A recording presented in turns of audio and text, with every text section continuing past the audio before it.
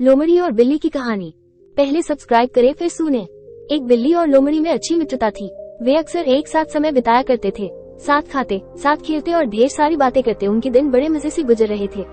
लोमड़ी खुद को बहुत चतुर समझती थी और जब भी चतुराई की बात चलती वो बिल्ली को नीचा दिखाने का कोई मौका नहीं छोड़ती थी। बिल्ली को कभी कभी ये बात बुरी भी लगती थी, लेकिन मित्रता के कारण वो इन बातों को तूल नहीं दिया करती थी। एक दिन दोनों दोपहर के खाने के बाद एक पेड़ की छांव में आराम कर रहे थे। दोनों में बात चल पड़ी कि अगर अचानक कोई शिकारी जानवर उन पर हमला कर दे तो वे अपने बचाव के लिए क्या करेंगे। बिल्ली बोली, मुझे तो ऐसी परिस्थिति से बचने का केवल एक ही तरीका आता है, मैं तो वही करूंगी। ये सुनकर लोमड़ी हंस पड़ी और कहने लगी, बस एक ही तरीका? अरे बिल्ली रानी, एक तरीके से तुम शिकारी जानवरों से कैसे बचोगी?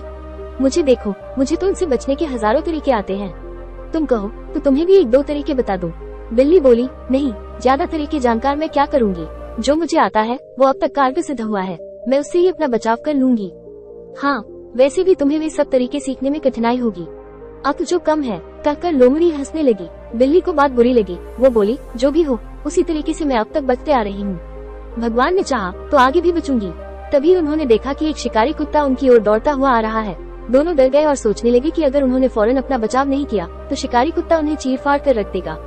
बिल्ली को तो ऐसी परिस्थिति में बचाव का एक ही तरीका आता था और उसने वही तरीका अपनाया। फौरन एक पेड़ पर चढ़ गई। हजारों तरीके जानने वाली लोमड़ी सोचती रही कि क्या करूं।